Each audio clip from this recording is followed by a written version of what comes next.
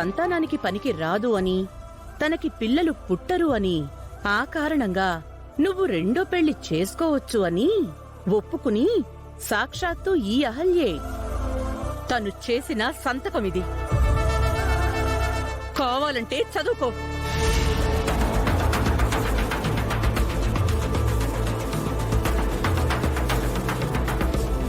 ఇందాకట్నుంచి ఈ పెళ్లి ఎందుకు ఇష్టం లేదు, ముందే ఎందుకు చెప్పలేదని అందరూ అడిగారు కదా.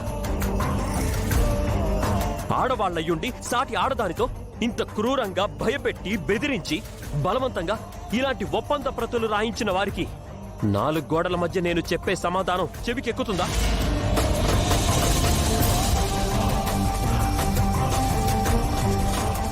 అందుకే ఇలా నలుగురి మధ్యకి తీసుకొచ్చి చెప్పాలనుకున్నాను.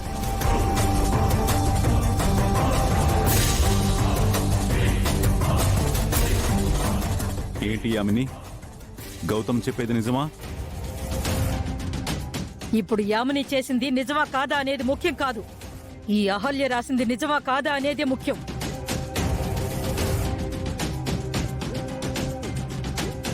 ఏంటి యామిని, నువ్వు చెప్పేది నిజమా? అది సంతానానికి పనికిరాదా అనే రాసి సంతకం పెట్టింది.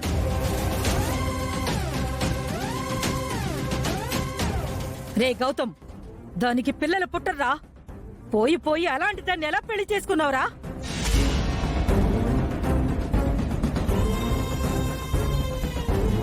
కోడలంటే ఇంట్లో దీపం పెట్టేది కాదు, వంశానికి వారసునిచ్చేది కూడా. పువ్వు పూయిన మొక్క, కాయని చెట్టు, పిల్లలు కనలేని పెళ్ళాం దేనికిరా? ఎండిపోయిన ఏరు, కొట్టిపోయిన గుడ్డు, పిల్లల్లేని భార్య ఒకటేరా? అలాంటి దాన్ని నీ పెళ్ళామంటున్నావా?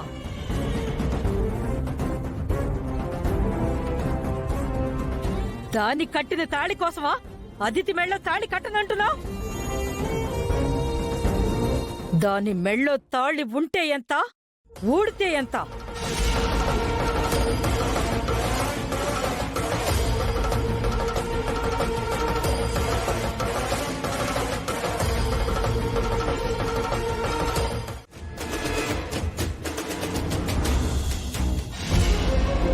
ఏం చేస్తున్నారండి? మనం మళ్ళీ పెళ్లి చేసుకుందాం.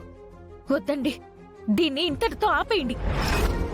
ఎలాగో మీరు కట్టిన తాళి తెగిపోయింది. మీరు అది తిని పెళ్లి చేసుకోండి. తెగింది తాళహల్య, నా తల కాదు. గౌతమ్ గారు, ఆ తాళే ముఖ్యం అనుకుంటే అదే తాళి మళ్ళీ నీ మెడలో కట్టబోతున్నాను.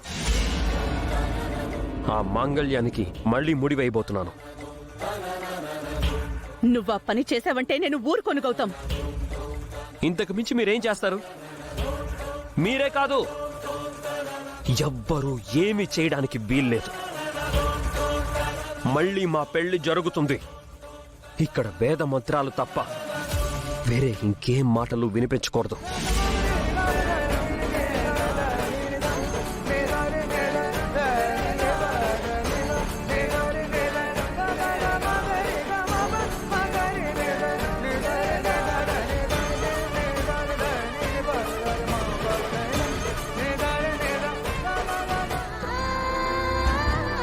ఆగునానమ్మా,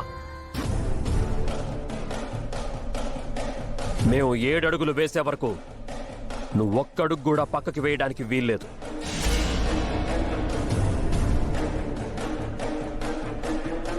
ఇన్నాళ్ళు మా పెళ్లి చూడలేదు అన్నావు కదా, ఇప్పుడు చూడు, కళ్ళార్పకుండా చూడు.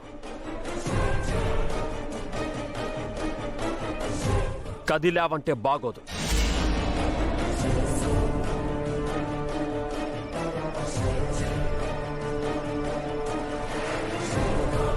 పంతులు గారు, ఇప్పుడు మొదలు పెట్టండి మా పెళ్లి. ముందుగా ఏం చేయాలి?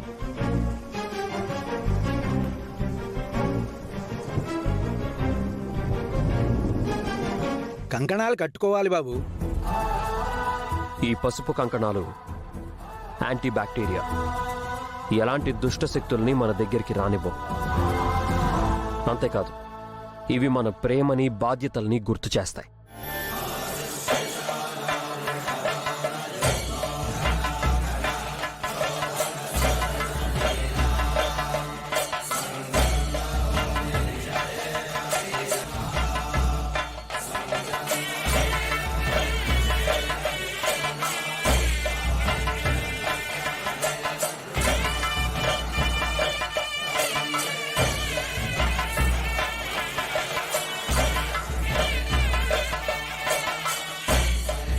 తర్వాత ఏంటి పంతులు గారు?